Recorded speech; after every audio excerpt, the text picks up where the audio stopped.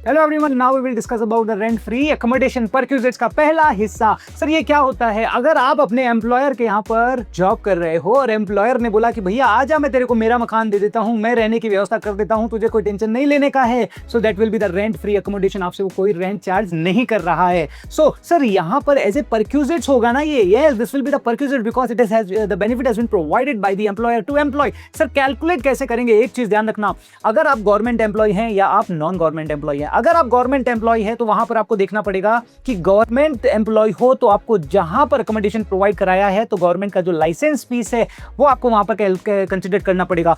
जब भी आप गवर्नमेंट एम्प्लॉय होंगे तो जो लाइसेंस फीस है, अगर गवर्नमेंट अपने ओन अकोमोडेशन में आपको प्रोवाइड करा रही है तो licence fee into number of months, जितने महीने आप उस साल में रहे हैं।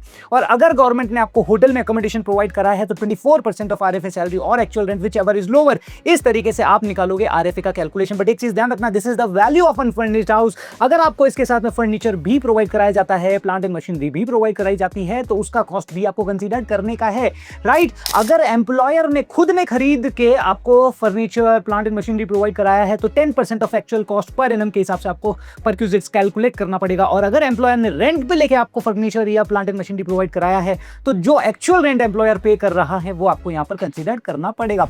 नाउ कम ऑन दी, अगर नॉन गवर्नमेंट एम्प्लॉय आपको ये फैसिलिटी दे रहा है तो क्या होगा? सेम, अगर होटल के केस में अगर नॉन गवर्नमेंट एम्प्लॉय अगर आपको होटल प्रोवाइड करा रहा है तो सेम गवर्नमेंट वाले में अपन ने क्या देखा था, 24% ऑफ आरएफए और actual rent which ever is lower, वो आपके लिए क्या हो जाएगा? टैक्सेबल परक्विजिट्स हो जाएगा। अगर मान लो नॉन गवर्नमेंट एम्प्लॉयर है और उसने रेंटेड प्रीमाइसेस में आपको, मान लो रिलायंस वाले ने बोला भैया मेरा मुंबई में एक मैंने किराए पे मकान लिया है, वहां पर तू रहे, राइट, रेंटेड प्रीमाइसेस में, तो उस केस में 10% ऑफ आरएफए सैलरी और actual rent which ever is lower. Actual rent मतलब जो रिलायंस वाला उसको पे कर रहा है रेंट, जिससे उसने किराए पे लिया है, 24% ऑफ आरएफए सैलरी और actual rent which ever is lower, वो आपके लिए टैक्सेबल परक्विजिट्स हो जाएगा। बट अब यहां पर एक क्वेश्चन आता है, सर अगर मान लो नॉन गवर्नमेंट एम्प्लॉय ने, जैसे रिलायंस ने खुद की टाउनशिप में अगर अकोमोडेशन प्रोवाइड कराया है तो वो होता है ओन, गवर्नमेंट ओन्ड प्रीमाइसेस में आपको अकोमोडेशन प्रोवाइड कराया है। वहां पर आपको देखना पड़ेगा जहां पर आपको अकोमोडेशन प्रोवाइड कराया है, अगर उसका पॉपुलेशन 40 लाख से ज्यादा है तो 10% of RFA will be the perquisites. और अगर पॉपुलेशन 15 लाख से ज्यादा है बट 40 लाख से कम है